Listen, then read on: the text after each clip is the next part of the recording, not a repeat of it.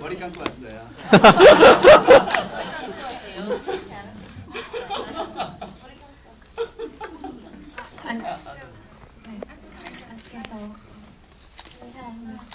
안녕하세요. 와주셔서 감사합니다.合ってる? 安藤さくら입니다. よろしくお願いします.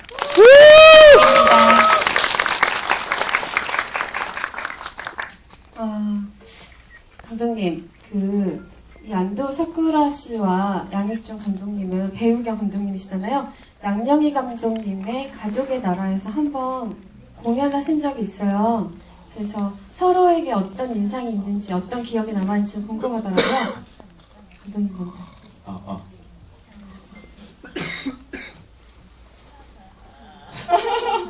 사실 이렇게 찍고 나면 기억이 잘 안 나서.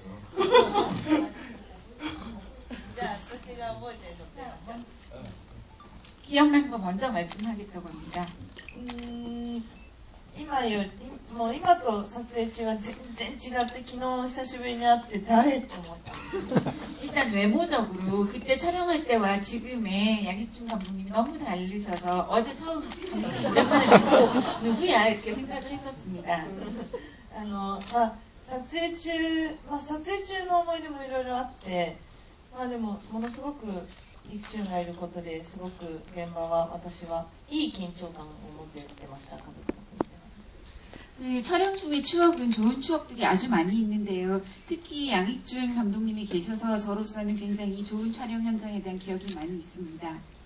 ラストのシーンでいきなり車が育中の指令によって本番走る予定でないところで走り出したりとか 특히 라스트 씬에서 원래 예정에는 없었는데 양익준 감독님이 갑자기 차를 막 달리게 하고 막 이러셔서 그런 해프닝 같은 추억도 있습니다. すごく楽しかったです。 아주 즐거웠습니다. で、それ以外の思い出は家族の国でプサン映画祭に行った時にインタビューすごくちゃんとした真面目な記者会見のようなインタビューの時に 그 다음에 있는 추억은 그 가족의 나라로 부산영화제에 참석을 했을 때 기자회견 같은 굉장히 진지한 자리가 있었는데 出ていく前に韓国語をいくつかこれを言ったらいいと教わって 한국어 내가 어떤 거 몇 가지 좀 말할 수 있게 알려달라고 해서 양익준 감독님이 알려주셨어요. 大声でその言葉を叫んだんですけど 그 알려주신 말을 큰 소리로 외쳤습니다. 未だにその意味がわからないんですけれども 지금도 그 의미는 모릅니다. 言ってみて大丈夫な言葉です 지금 해봐도 될까요? わかんない言っていい言葉なのか本当にわからない 말해도 되는지 안 되는지 솔직히 저는 잘 모릅니다. しばらま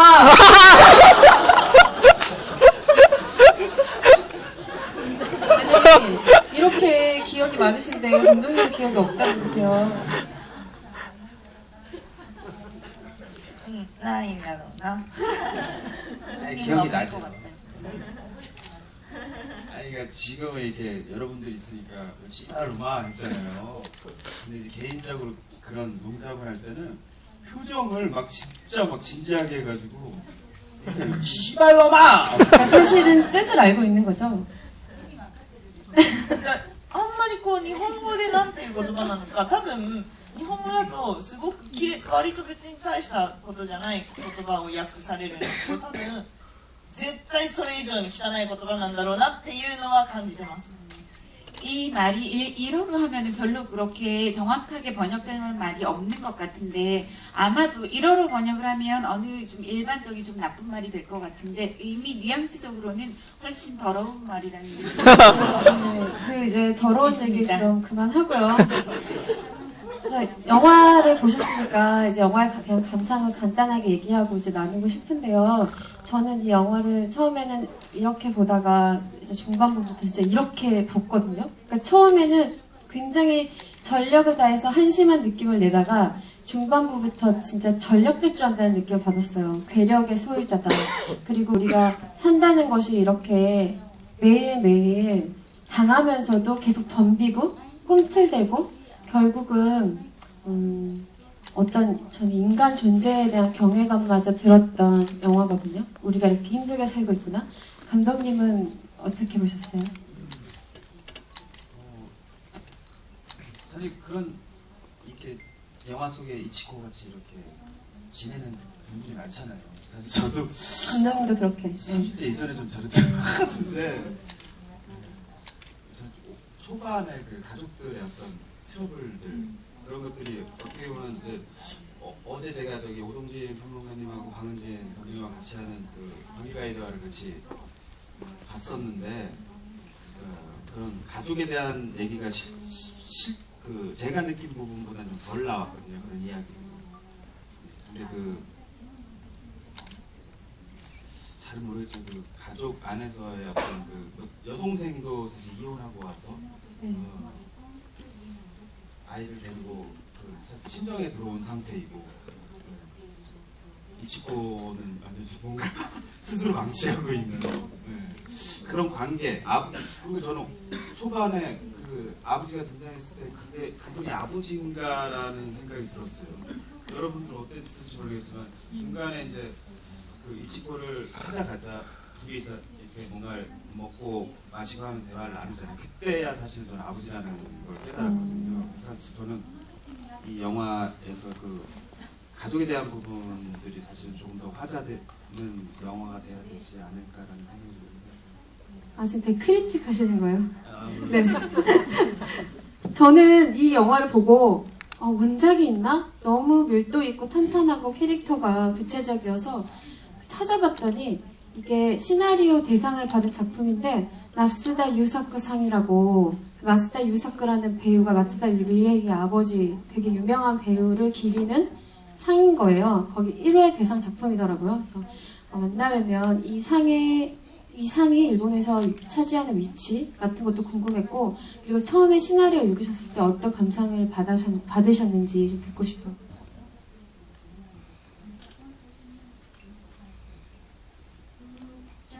読んだ時に、なんだろう、まあ、この作品をやりたいと思ったそのきっかけっていうのはイチコの戦う姿を読んだ時にやりたいと思いました。 처음에 시나리오를 읽었을 때 이 작품을 하고 싶다는 계기가 되는 부분은 이치코가 시합을 하는 그 싸우는 장면을 읽었을 때였습니다. なんか多分映画を見ると私は映画見た時になんかすごくこう代謝が上がる映画だなと思ったんですよ。 그 시나리오를 읽었을 때 이 영화를 보게 되면 굉장히 우리의 어떤 마음속에서 무언가 올라가는 끌어오르는 그런 느낌이 들 거라고 생각했습니다. それが脚本を読んだ時にもありました。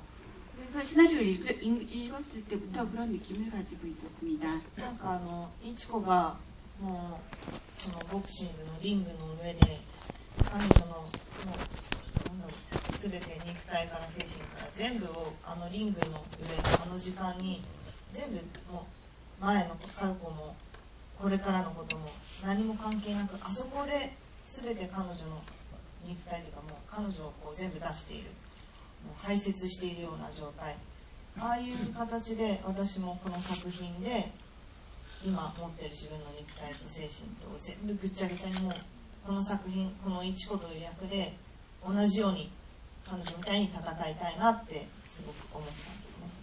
이치코가 링 위에 서 있는 그 장면을 읽었을 때 이치코가 모든 본인의 육체, 정신 모든 것을 그 링 위의 시간에 오롯이 쏟아붓고 과거도 있고 미래에 대한 생각도 하지 않고 다 상관없이 그냥 링 위에서 마치 배설을 하는 듯이 모든 것을 분출해내는 그러한 장면을 읽었을 때 나도 이 작품에 대해서 이 작품에 출연을 하면서 마치 이치코와 마찬가지로 나의 육체, 나의 정신을 다 이 작품에 쏟아붓고 싶다는 생각을 하였습니다. 監督ももちろん脚本家の足立さんもイチコのような状態だったらしいんですよ。 그 감독님이신 다케 감독님도 각본가 아다치 각본가님도 이치코와 똑같은 마음으로 이 영화를 시작했다고 합니다.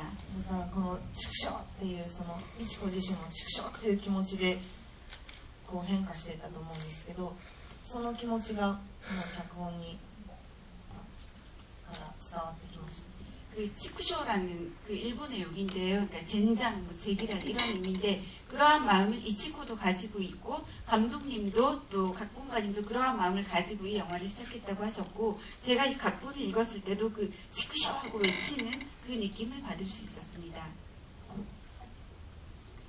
저는 이 영화의 한 40분 정도까지는 그 집을 나오기 전까지는 굉장히 한심하게 보이고 그 이치코가 집에서 어떤 실루엣으로 어떤 덩어리로만 존재하고 있다는 느낌을 받았거든요. 그리고 걸음걸이 그리고 뭐 표정이라던가 머리 스타일까지도 삼위일체를 이루고 있는 느낌을 받았어요. 그래서 초반에 이치코가 사람들한테 어떻게 보여지기를 원했는지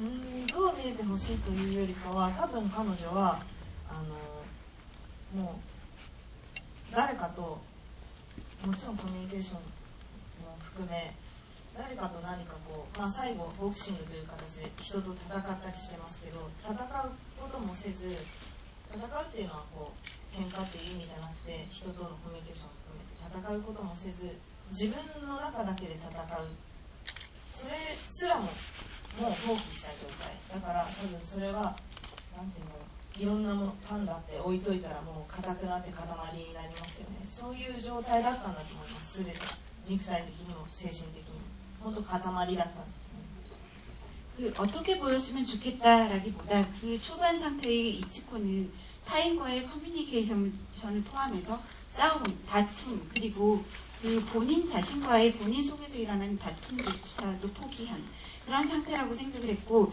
결국 영화의 나중에는 복싱에서 이제 다른 상대하고 싸우게 되잖아요. 다툼을 하게 되는 그런 게 있는데 초반에는 모든 것을 포기한 본인과의 싸움까지 포기한 예를 들면 우리가 빵을 그냥 내버려두면 빵이 굳어서 딱딱해지잖아요. 그런 굳어버린 빵 같은 그 김현민 기자님 말씀처럼 하나의 어떤 덩어리가 된 것 같은 그런 느낌이었다고 생각합니다. でも固まってしまっているけどそれをこうふやかしたら彼女自身は多分ものすごく純粋なんじゃないかなっていうふうに演じていてすごく思って少女の心を持ってるんじゃないかってだからあそこまですごくこうストレートになんかこういろんなことに分化されて変化できたんじゃないかなっていうふうに思ってただのやさぐれている女にだけはならないぞって思ってました。 그런데 그렇게 굳어버린 어떤 덩어리 같은 그녀도 좀 부드럽게 부풀려 나가면 굉장히 순수한 소녀와도 같은 마음이 그 속에 있다고 생각을 했고요. 그런 순수함이 있고 또 굉장히 스트레이트한 성격이 있기 때문에 그 뒤에 어떤 연애가 됐고 다른 일들에 매우 휘둘리면서 결국은 본인의 삶이 변해갈 수 있는 그런 사람이라는 생각을 했고 그냥 초반에 우리가 딱 봤을 때 느끼는 그냥 망가진 그냥 막 사는 그런 사람만은 아니기를 바랐습니다. 그렇게 실제로 영화에서 보여줬던 것이 이치코가 집을 나가고부터는 생각보다 다른 모습을 보였어요. 집에 있을 때는 막 터지기 직전의 시한폭탄 같았는데 막상 나가서 사람들을 상대하고 일을 하고 하는 거 보니까 생각보다 심지도 굳고 착실하고 좀 순한 사람이라는 생각이 들었거든요.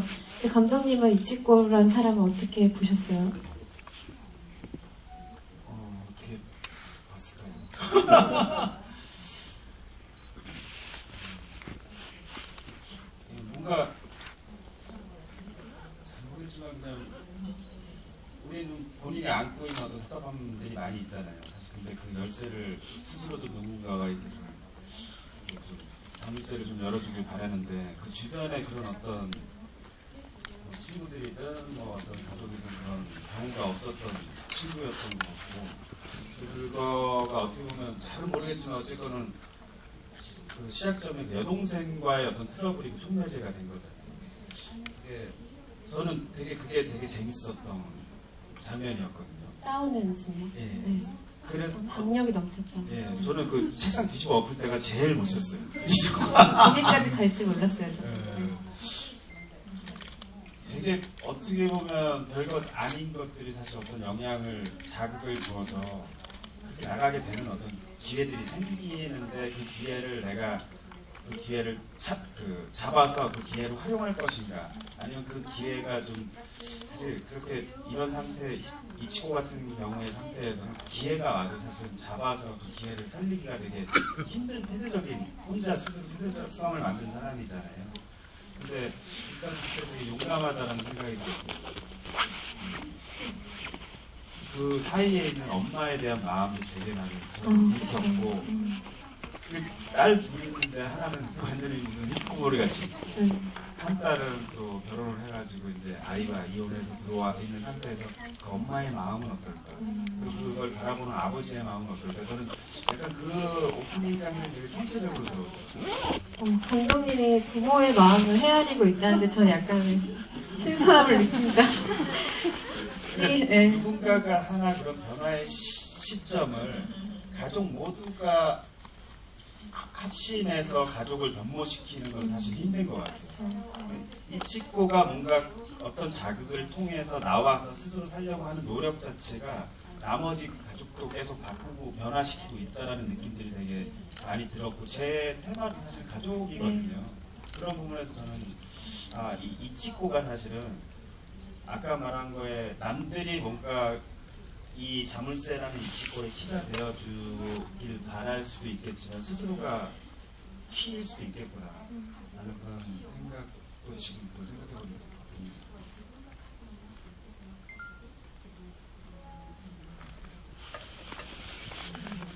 혹시 하시고 싶은 얘기 있으시면 얘기 네. でもそうですね、お父さんも例えばお父さんだとしたらすごくなんか最初の頃はこう家族という形から逃げてましたよね。だけどなんかでもそうですね、それが後半になって家族がなんか一つ同じ方向を見た感じがしました。だから私たちはもうこの作品作ってる時にスタッフもキャストもボクシングの映画ではなくて家族の映画だと思って撮ってました。 그 아버지 같은 경우도 처음에는 사실 가족에게서 좀 도망치는 듯한 그러한 느낌을 보이잖아요. 그런데 후반에 가면 아버지를 비롯해서 모든 가족이 하나의 방향을 향해 가고 있다는 그런 생각을 갖게 됩니다. 그래서 이 영화를 만들 때 스태프도 그렇고 캐스트, 그러니까 배우들도 그렇고 모두 복싱 영화라고 생각한 적이 한 번도 없었고 가족 영화라고 생각하고 이 영화를 만들었습니다.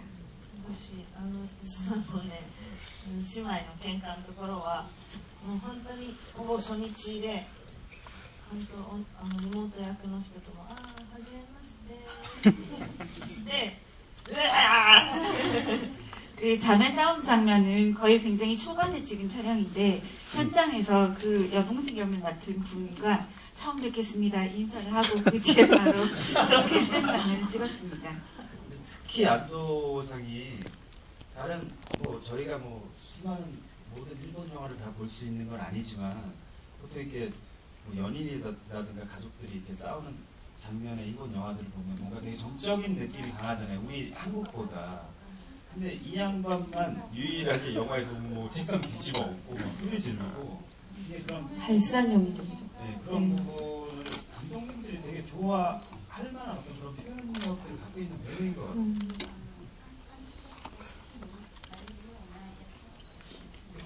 일본에서 되게 보기 드문 약간 지랄할 수 있는 배우.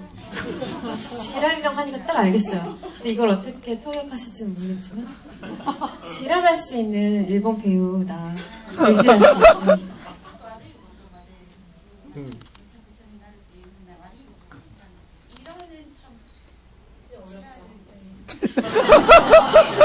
감정을 이런 나쁜 얘기가 별로 없어요. 누르지 않고 마음대로 막 그냥 표출하는 거예요.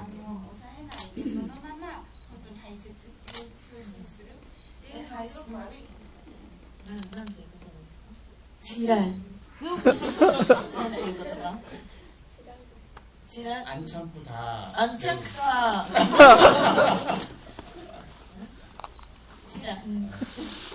이때가 맞아요. 설명해 드릴게요. 그리고 저는 이 영화에서 처음부터 몰입이 가능했던 이유가 아까 제가 3.2일치 얘기했는데 거기에 플러스 알파로 어떤 얘기까지 가냐면 자기 엄마가 치주염 얘기까지 하잖아요. 입냄새 얘기까지 해버리니까 후각까지 들어오는 거예요. 이 사람의 생동감이 넘치게 느껴졌어요. 그런데 저는 이치코가 거기 보면은 전문학교 나왔다 정도의 정보가 있거든요. 근데 혹시 감독님과 이치코의 전사, 그러니까 비하인드 스토리 영화에 나오지 않은 그런 거에 대해서도 얘기한 적 있으신지?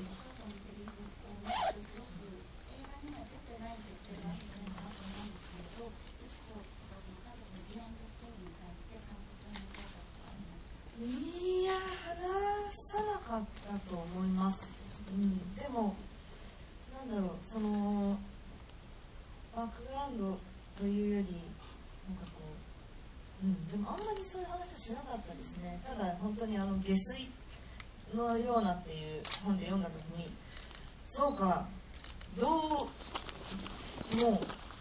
どうしようかなって、こう何をしたら下水の匂いがそんな風になるかっていうのを考えて、すごい歯医者さんに歯を汚くしに行ってみたりとか、いろいろ考えて、結構あそこは私も読んだ時引っかかって面白いな。 그 감독님하고 따로 비하인드 스토리나 백그라운드에 대해서 이야기를 나눈 적은 별로 없는데요. 말씀하신 그 너 입에서 하수구 냄새 난다 뭐 이런 대사를 읽었을 때 이거 내가 어떻게 하면 진짜 하수구 냄새 날 것처럼 보일까라는 고민을 했고, 이거 치과 의사를 찾아가서 어떻게 일을 좀 어떻게 좀 이상한 더럽게 만들까 여러 가지 생각을 했고, 그 대사에 있어서는 저도 굉장히 좀 마음에 와닿는 걸리는 그런 부분이 있었습니다. イメージとしては本当にもう何年もうんちが溜まっちゃって体のそれが最後に全部出るみたいな風になったらいいなと思って 그냥 이미지로서는 몇 년 동안이나 똥이 몸에 쌓여 있는 거예요. 있다가 그게 쌓이고 쌓여 있다가 마지막에 확 다 배설이 돼버리는 그런 느낌이면 좋겠다라고 생각했습니다. 똥 얘기도 잘하고 그런 거 되게 좋아하세요. 그렇지. 아 근데 저기 제가 그러니까 듣기로는 그 한국 영화들이 보통 한 3-4개월 촬영을 하잖아요. 근데 2주 동안 다 찍은 거래요, 이 영화가. 그렇죠. 3일 동안 이렇게 살이 찐 모습을 찍고 열흘 정도 그 몸을 그대로 만들면서 찍은 거죠. 그리고 이제 배우가 그 살집을 만든 다음 미친 듯이 그 며칠 사이에 그 마지막에 이렇게 복싱하고 뭐 중간에 이렇게 트레이닝 받으면서 이렇게 얇아지는 분량이 며칠 사이에 만든 거거든요. 제가 듣기로는 한 3개월 정도 트레이닝을 하셨다고 하는데, 어쨌든 촬영 기간이 짧기 때문에 그 사이에 이제 살을 이렇게 며칠 사이에 빼야 되는데, 제가 이 트레이너를 일본에서 만났어요. 트레이닝 해주신 코치님을. 근데 갑자기 중간에 빼야 해서, 살을 빼야 해서, 지금 정확한 방법인지 모르겠지만, 미친 듯이 뭐 하다가 약간 실신까지 갔다라는 얘기를 들었어요. 근데 열흘 동안 그런 몸을 만들려면 어떤 한계를 넘어서는 경험을 하셨을 것 같은데, 근데 어떤 그 경험을 통해서 뭘 혹시 느끼신 게 있는지, 좀 그 육체의 경험은 굉장히 크다고 생각하거든요, 저는. 네, 그 한계. 살 뺄 때 그 상황 잠깐만 같이. 독한 연인이 뭐예요? 여인. 네, 여인들. 그 살 뺄 때 상황을 조금 얘기해.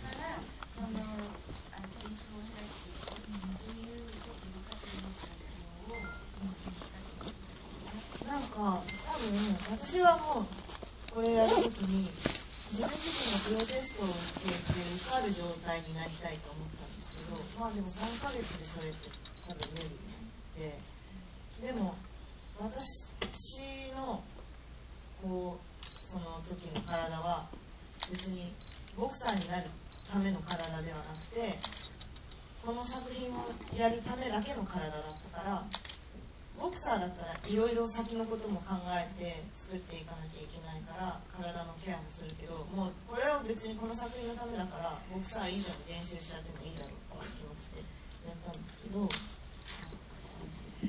저는 처음에 이 영화를 할 때 내가 결국은 프로 테스트에서 합격할 수 있을 정도의 실력을 갖추고 싶다라는 목표를 가지고 있고 사실 3개월의 그 트레이닝으로 그것은 무리이긴 합니다. 하지만 그 정도로 제대로 보여주고 싶다는 생각을 했고 실제 복사들은 복사가 되기 위해서 그 트레이닝을 할 때 많은 제한을 둡니다. 예를 들면 하루에 몇 시간 이상 하게 되면 몸을 더 망가뜨리기 때문에 미래를 생각해서 연습을 하는데 저의 이 몸은 이 영화만을 위해서 해야 되기 때문에 사실은 복사들이 연습하는 것보다 더 많은 시간을 더 많이 연습을 했습니다. なんかだからそのくらい短期間にものすごく自分の体と自分の精神と向き合って、なんかこの作品でっていうよりもそれ以降のお芝居というものに対してその自分の肉体と精神に対する考え方がものすごく変わってなんかすごく客観的に自分のただ物体としての肉体と自分の精神と、命とっていう全部別々になんか考えられるっていうかそういうことをこの作品で自分の体から教わって、そこからいろんな役やそのお芝居に限らず生活で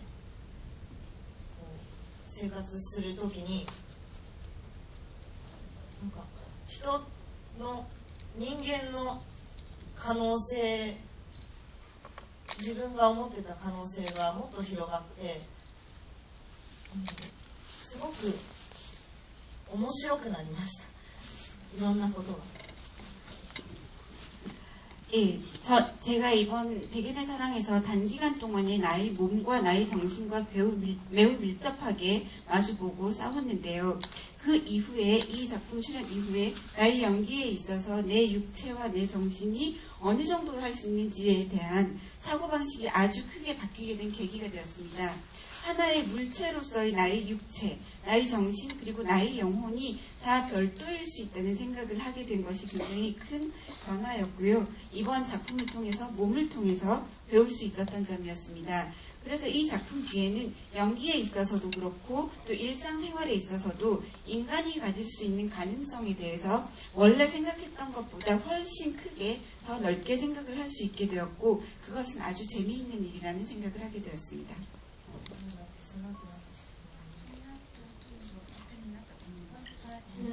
저는 이 타이밍에 박수 한번 보내드리고 싶은데 괜찮을까요? 너무 감동받았거든요. 달리기 하는 몸이 확 변할 때. 네. 그리고 저는 이 영화를 보면서 어떤 생각이 들었냐면 저 캐릭터들이 있어서 다행이다. 너무 따뜻하다. 고맙다라고 생각했던 사람들이 제 개인적으로는 그 백엔샵 편의점에 있는 점장님, 우울증에 걸렸던 점장님과 그리고 체육관의 젊은 코치였어요. 어떤 편견 없이 그냥 있는 그대로 받아들여주고 있다는 생각이 들었어요. 그것은 제가 느낀 감정은 엔딩곡에서 주는 그 노래 가사 있잖아요. 이 영화를 위해서 만들어진 가사라고 하는데 이 영화가 끝나도 이 삶은 지속될 것이고 평범할 거야. 매일매일 이렇게 살아갈 거야 라는 걸 보면서 이 인물에 대해서 그리고 이 영화를 보고 있는 우리들한테 되게 사려 깊은 영화다라는 생각을 했거든요.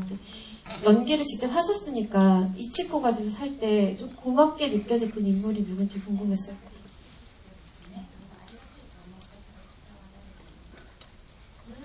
いや、周りのキャラクターの人たちとイチコの関係のバランスが多分すごく絶妙で、全てはあの人たちの些細なことから、イチコが変わっていく些細なことがイチコが変わっていくきっかけになったと思うので、スペシャルにこの人、ユージはそうかもしれないけど、でも本当にそういう意味でイチコが変わっていくきっかけになるみんなキャラクターのバランスだったかと思ってます。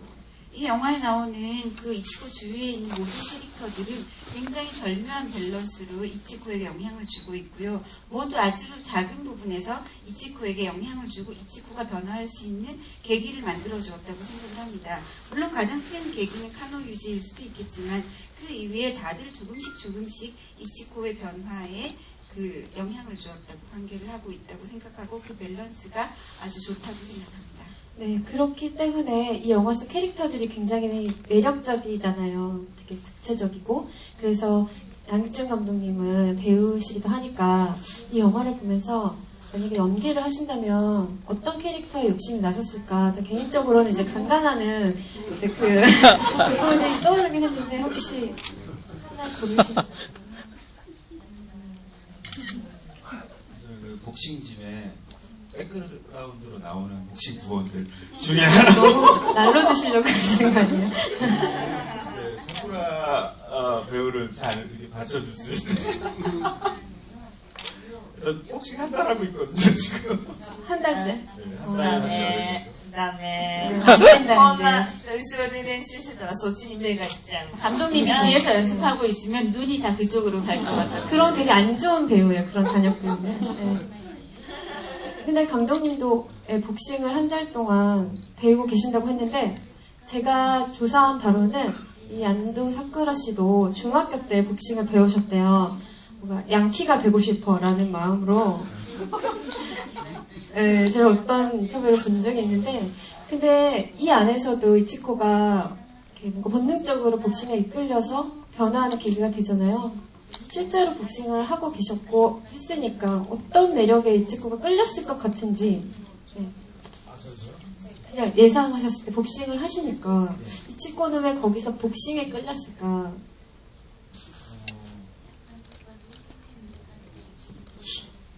저 작품 때문에 하는 거거든요 사실은. 그냥 개인적으로 그냥 취미는 아니고.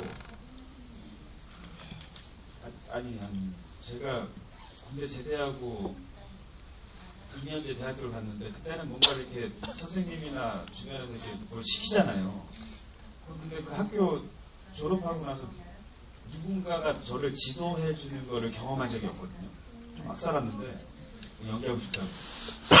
근데 정말 한 5, 6년 만에 뭔가를 배우러 갔는데 엄청 긴장이 되는 거예요 이게. 중고등학교 때도 공부 하나도 안 했는데 일주일 동안은 항상 너무 큰 긴장을 하고 갔어요. 이게 현장에서 연기하는 것보다 훨씬 더 긴장을 하더라고요. 뭘 배워야 된다는 기술적인 측면에서 배워야 되고,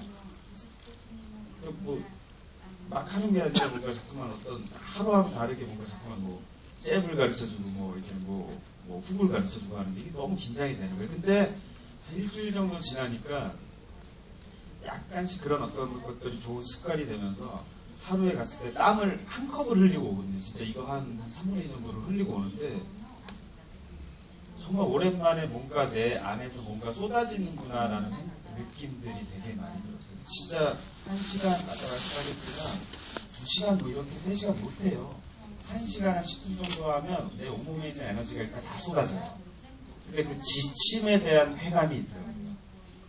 우리가 어느 순간에 그 어떤 몸으로 하는 어떤 그 에너지를 소비하는 일을 거의 안 하잖아요. 근데 그 복싱장에서 그렇게 운동을 하고 난 이후에 내 몸이 되게 생체적으로 뭔가 내가 직접 몸을 움직여서 그리고 할 수밖에 없는 그 시간 안에서 안 할 수가 없는 상태에서 에너지를 쏟는다라는 것에 대해서 지금은 그냥 기쁨이나 이렇게 쾌감 같은 걸 느끼고 있어요. 여러분들도 해보세요. 좋아요. 3달만 하면 안도 사쿠라가 될 수 있어요. 진짜요? 열심히 하면. でも試合のシーンは20時間くらいやってたんですよ、撮影。 시합씨는 촬영을 20시간 정도 했습니다. 계속 그 하루예요. 1日で練習のさっきちょっとふわっと意識がっていう話 아까 그 실신한 얘기 말씀하셨었잖아요. あれは練習のシーンでもう朝から晩までずっと練習のシーン、下手くそなシーンから上手くなるところも全部ずっと撮ってたんで、なんか本番中にパッとなっちゃったんですけど、試合のシーンは、持ちこたえたんですけど、アドレナリンとかもあって多分でも終わった後、はい頭の中でもう動けなくなって、頭の中で起きろ、起きて体を起こそう、体を起こそう、手を上げようって思っても全然動いてくれない状態にもう分離しました。 그 아까 감독님이 말씀하신 그 굉장히 열심히 해서 실신을 했던 거는 왜 처음에 복싱을 시작해서 조금씩 그게 이제 그 실력이 좋아지는 그 부분을 하루에 아침부터 밤까지 계속해서 찍었는데 그때는 다 찍고 이제 마지막에 중간을 찍고 나서 복싱을 했었습니다. 그리고 시합신은 또 별도의 날을 찍은 건데요. 시합신도 아침부터 이제 밤까지 찍었는데 그때는 아드레날린이 엄청 분비되고 있었고 그렇기 때문에 잘 견뎌낼 수는 있었는데 시합신을 다 찍고 나서 마지막에 몸 상태는 완전 몸이 그냥 축 처져서 일어나야 돼, 몸을 일으켜 세워야 돼, 손을 들어야 돼, 팔을 들어야 돼, 생각을 해도 생각대로 몸이 전혀 움직이지 않는 그런 상태에 빠져 있었습니다. なんか今いくつのそれ聞いて分かる分かるって思って 방금 감독님께서 그 복싱하는 그 순간의 얘기를 설명하셨잖아요. 그걸 듣고 알겠어 알겠어. 面白いのでぜひ皆さんも 굉장히 재밌으니까 여러분들도 복싱해보시라고. 그러니까 사실은 한국에서는 복싱의 인기가 거의 사그라들었잖아요. 근데 지금 다시 올라오고 있어요, 사실은. 왜일까요? 그러니까 네. 이제 사회가 너무 이렇게 스트레스를 많이 주잖아요. 그러니까 다른 식으로 지금 내 어떤 느낌이나 생각을 좀 전환시키고 싶은 게 운동이나 명상이나 요가나 이런 쪽으로 같이 가잖아요. 근데 그게 거기에 지금 복싱이 그 중에 하나예요. 종류 중에.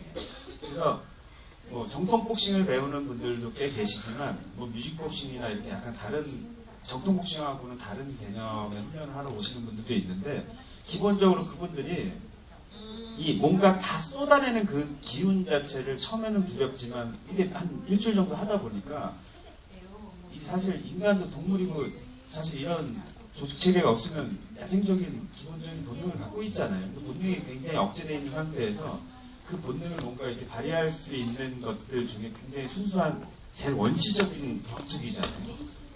근데 이게 되게 쾌감이 되게 좋은 거예요. 뭔가 쏟아낼 수 있다.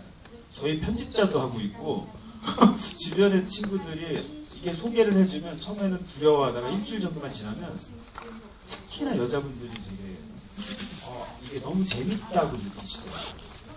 근데 요새 한동안 그런 자기 처세술이라던가 뭐 힐링 붐이 일면서 정신 건강에만 사실 집중되었었다가 저도 본능적으로 복싱 체육관 같은 데 지나가면 쳐다보게 되거든요. 네, 그게 어떤 밸런스의 문제인 것 같기도 한데 이 영화에서 이치코가 그거를 얘기하잖아요. 서로 어깨를 쳐주고 이런 것들이 너무 보기 좋았다면서 그래서 시합에 나가고 싶다고. 근데 제가 느꼈을 때 이 영화에서 감독님이 그렇게 의도하셨는지 모르겠지만 그 배드신 같은 경우나 복싱 시합을 할 때 경우에 맨살이 나올 때 유독 살이 되게 탐스럽게 나오지 않아요? 그러니까 맨살과 맨살이 부딪히는 신들에서 피부 표현이 저는 유독 가장 생명력 있다고 느꼈거든요. 아 근데 그게 사실은 이제 합을 짠다고 하더라도 합대로 100% 되는 게 아니잖아요. 어떤 순간에 아마도 이제 약속하지 않은 순간들이 분명히 있었을 테고 사실 약속한 순간보다는 저희는 약속이 어겨졌을 때 그런 짜릿함들이 느껴지지 않을까라는 생각이 드는데 그 안도상은 그런 그 복싱 장면을 찍었을 때 어떤 느낌을 받으셨는지 좀 궁금하네요. 살과 살이 막 부딪히는 예, 그런. 아무리 이게 합을 짰더라도 이게 실제로 어쨌거나 어느 정도는 타격이 있었어야 됐어요. ハプニングはありましたね。多分相手の子は本当に女優さんとしても初めての仕事で、ボクシングもリングにボクサーではなくてボクシングをちょっと趣味でやっているくらいの子だったので、あそこで初めてこうリングというものに上がって、多分すごくこう距離感とかが難しかったと思うんですけど、私はあまりこう向こうに手を出すことがなかったんで結構入っちゃって、なんだろう、でも私はそれはリングの上での撮影はものすごく新鮮で楽しくて、私は試合をするつもりであの日臨んでいたので、なんだろう、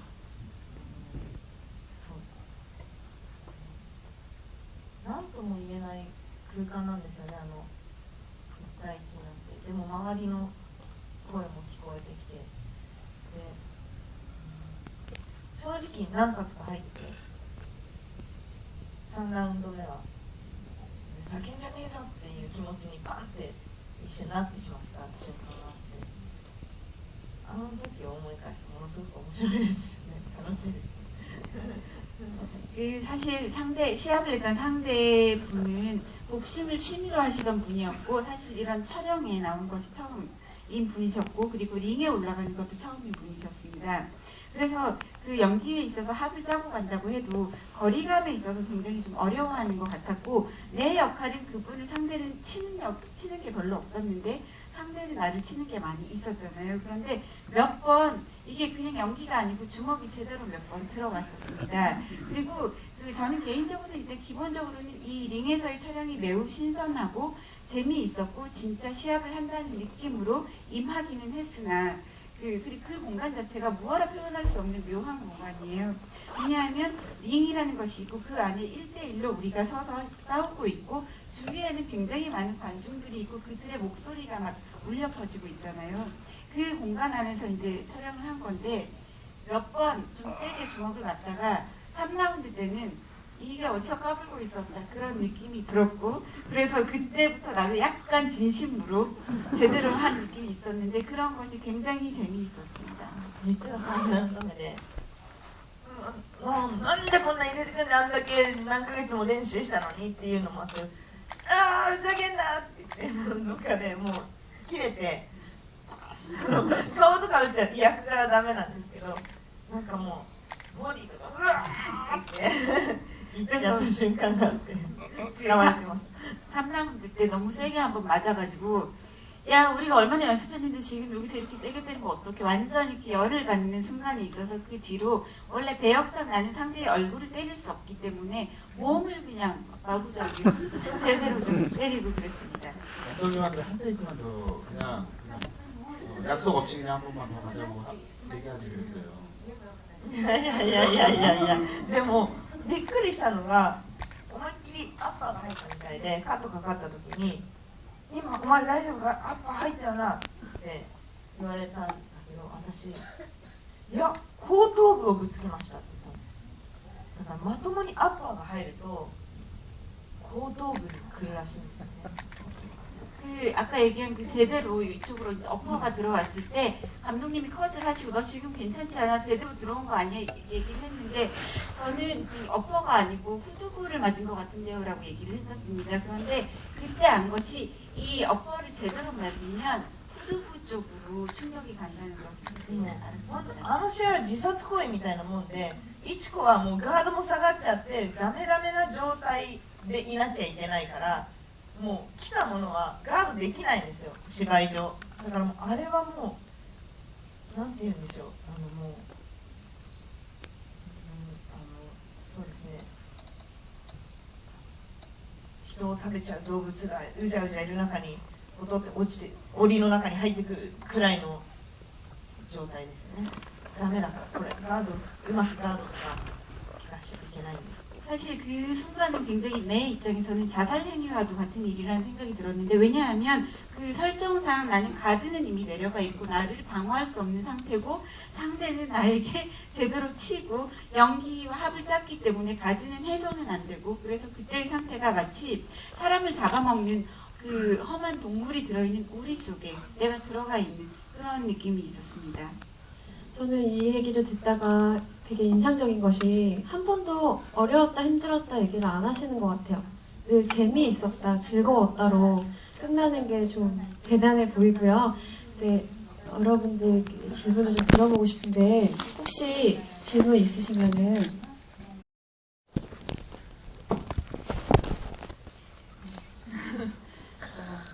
저는 이번 영화가 두 번 보는 거거든요. 근데 이제 처음 볼 때랑 느낌이 달랐는데, 처음에는 마지막에 시험이 굉장히 긴장감 있게 죄송한데 조금만 마이크 가까이. 긴장감 있게 진행이 되다가 나중에 이제 그 유지 앞에서 엄청 이렇게 눈물을 이제 쏟아내고서 끝이 나잖아요. 근데 솔직히 그 권투 그 실력이라던가 그런 게 영화에서 갑자기 이제 실력이 이제 늘어나게 된 계기가 유지가 집을 나가고 나서 그 두부 팔면서 집을 나가잖아요. 그 장면 이후에 이제 아 나 차였구나 이런 느낌으로 이제 바뀌면서 이제 그 권투 실력이 이제 늘어나는 듯한 갑자기 늘어나는 듯한 느낌이 들었거든요.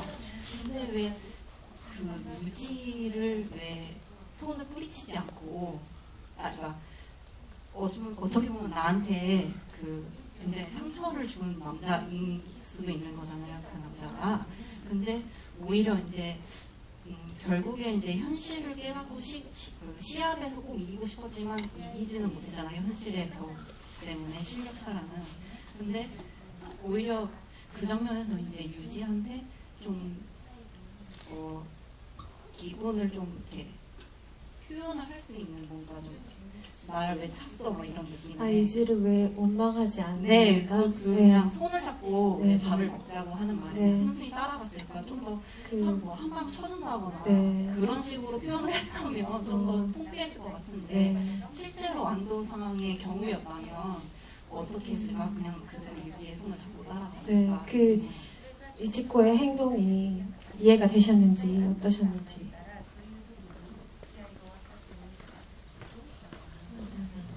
あのシーンはあれ私もあそこを本番撮ってる時に手をつかまれた時にすっごい反射的に拒否しちゃったんですよ。でって何度も振り切ろうとしてってやってしまったんですけど、結果的に彼の力とあとその時のなんか彼の目とかあとその時のこの負けた直後の状態からなんかあそこついていったんです。いってしまったというか、でこれをなんか理解できるのを理解して、さらにいちこのことも理解して分かってくれるのは多分ユージだけ。私あの時なんか、ちょっと救われた気持ちにはなりましたけどね、演じている時は。私自身はどうだろうなちょっと考えますね。 일단 그 시는 이제 본 촬영에 들어갔을 때 카노 유지가 내 손을 딱 잡았을 때 나도 본능적으로 엄청난 반사적인 거부감이 들었고 몇 번이고 그 손을 뿌리치려고 정말로 막 손을 막 빼려고 했는데 결과적으로는 그 카노 유지의 힘이 이제 나보다 세기도 했고 그때 그가 보여주는 눈빛 그리고 또 내가 시합에서 진 직후라는 어떤 정신적인 상태 그 모든 것들이 복합적으로 되어서 그 시인이 이제 이루어졌는데요. 사실 이때까지의 이치코의 모습이나 그 당시의 이치코 그리고 그 모든 것을 이해할 수 있는 사람은 그때는 유지밖에 없었다는 생각이 듭니다. 그리고 어떤 면에서 그 촬영을 하면서 결국은 내가 유지한테 이치코가 좀 구원받은 듯한 느낌이 들었고 질문하신 것처럼 실제 안도 사쿠라가 자신이었으면 어땠을까에 대해서 좀 더 생각을 해봐야 되겠다. 네, 또 혹시 질문 있어요? 짧게 부탁드릴게요.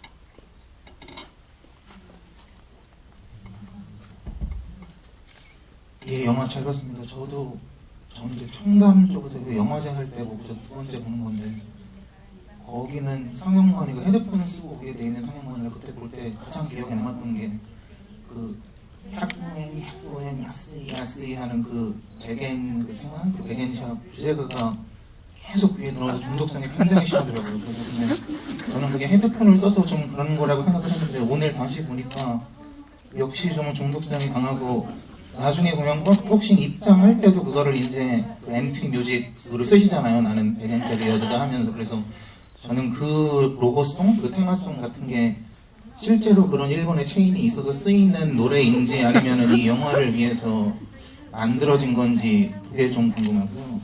하나 더 있는데 별건 아닌데 저도 그 초반에 그 여동생이랑 싸우는 씬이 굉장히 인상적이었거든요. 근데 케찹 이렇게 머리에 딱 뿌릴 때부터 해서 거기까지는 이제 합을 맞춘 것 같은데 그 싸울 때 이런 동선 같은 거를 어느 정도 콘티가 디테일하게 있어서 감독님이 디렉팅을 하신 건지 아니면은 그냥 이제 케찹 뿌리고 나서 뒤엎으면서 한번 그냥 붙어봐라 이런 식으로 그냥 러프하게 가신 건지 그게 좀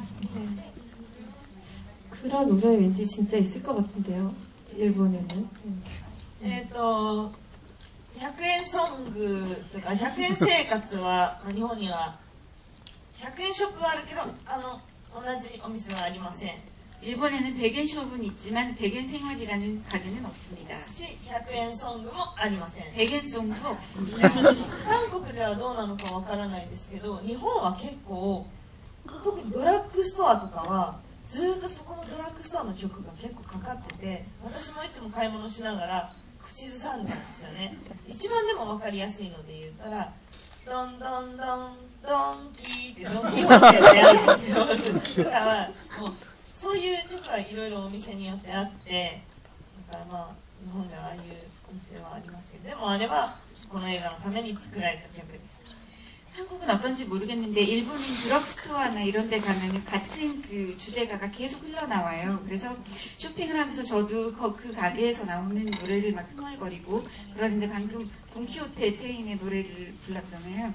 그래서 그런 경우는 많이 있는데 일단 백엔송 그리고 백엔 생활은 실제로 있지는 않습니다. で喧嘩のシーンはもう最初にアクションの方が来ていろいろここでこうしてっていう監督の演出も含めて決めてありましたこうでもそこにあったその時に決まったもともとテーブルを倒すとかケチャップとか全部決まってたんですけどなんか本番やってみたら殴ったおもちゃがすごいピューン鶏の音が殴るためにピューピューって言ったりとかあとなんかタイミング的にずっとソーセージが私の口から出てたりとかいろんなそんな細かいことはハプニングがありましたけど基本的には全部決まってました。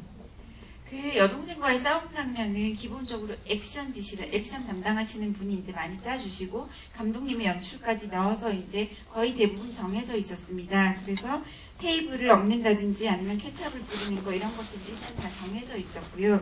그런데 실제로 이제 연기를 해보니까 마침 손에 쥐인 장난감에서 닭소리가 막 계속 나고 또 내 입에서 타이밍적으로 소시지가 계속 삐져나오고 이런 해프닝들은 여러 가지 있었습니다.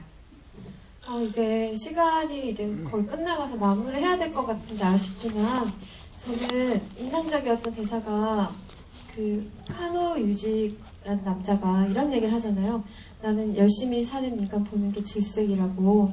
근데 저는 그 대사에서 어떤 깊은 연민이 느껴졌거든요. 자기 스스로의 삶을 어느 정도 포기해 버렸다는 생각이 들어서요. 그 얘기에서. 근데 그 대사를 들으셨을 때 어떻게 이해하셨는지 두 분은 궁금해요. どうでしたかそうだなでも多分なんで2人が惹かれ合ったかって多分どっかでそういうふうにその放棄してるというかそういう同じ割と言葉に2人の共通点があるんじゃないかなって思いました。 그 대사를 어떻게 생각했느냐라기보다 일단 이치코하고 카노는 왜 둘이 서로 끌렸는지에 대해서 저는 약간 이해는 하고 있습니다. 스스로를 둘 다 포기한 사람, 둘 다 그런 점에서 그 카노의 대사에도 이 두 사람의 공통점이 들어있다고 생각합니다. なんか2人別にさっきの質問でもありましたけどなんでついていったのかなんでご飯食べに行ったのかってありましたけど全然その後うまくいくとは私は思っています。 그래서 그 둘이 앞으로 어떻게 될지에 대해서는 아까 질문에서도 왜 마지막에 카노를 따라 밥 먹으러 갔느냐 이런 의미가 있는데 사실 저는 이 영화 끝난 뒤에 대해서 그 둘이 잘 됐을 거라고 절대 생각하지 않습니다. 2人にとってああいう出来事があったっていうことはすごく人生においてラッキーな出来事だったんじゃないかなっていうふうには思います。 그러나 그 둘에게 있어서 그런 사건이 있었다는 것은 그 둘의 인생에 있어서 아주 럭키한 일이었을 거라고 생각합니다.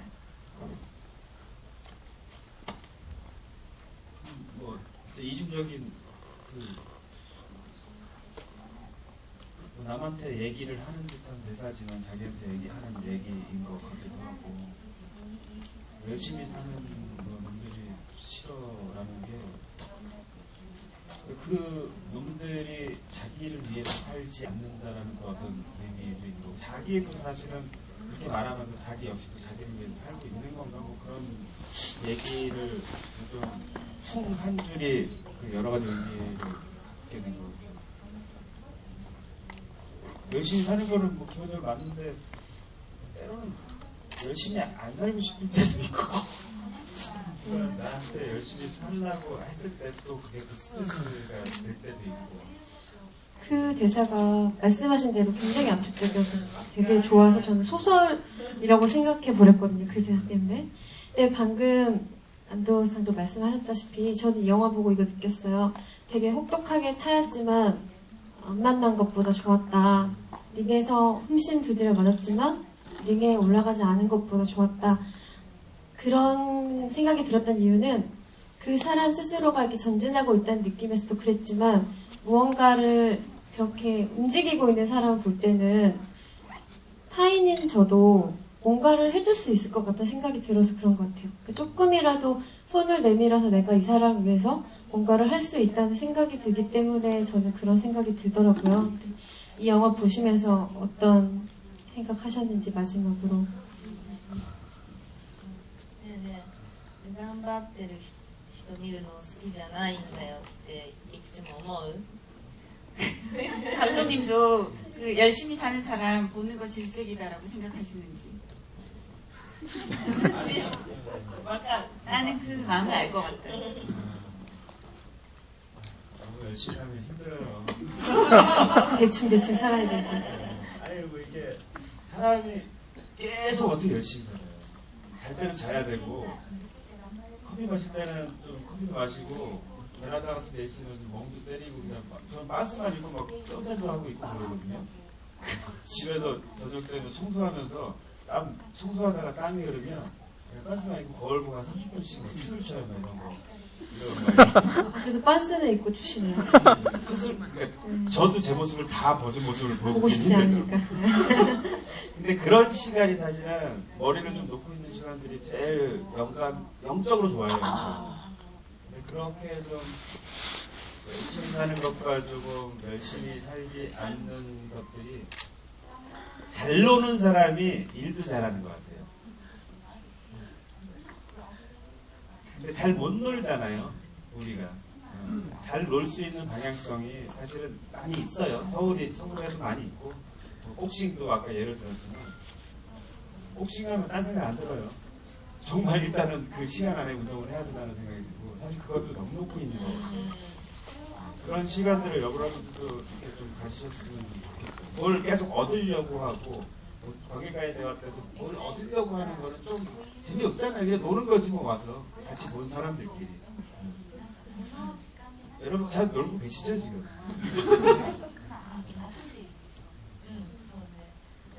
私なんか普段全然頑張れないんですよ。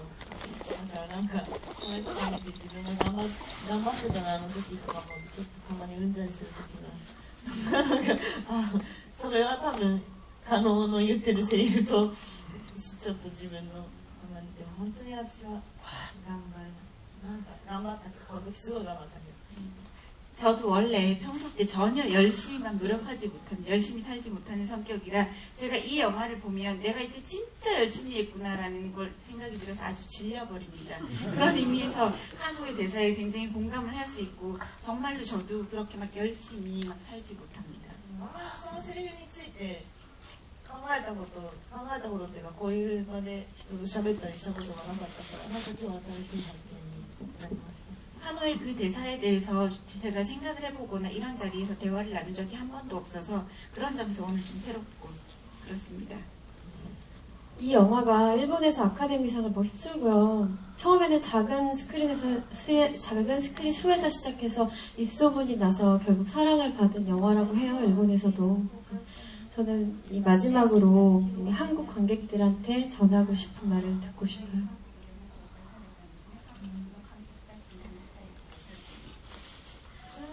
なんか今話しててこのいちことユージのこのなんか一つ何かが変わる彼らの出会いはきっかけになって別に大したことじゃないけどなんかそのちょっとした出会いが何か1ミリでも変わっていったりするじゃないですか。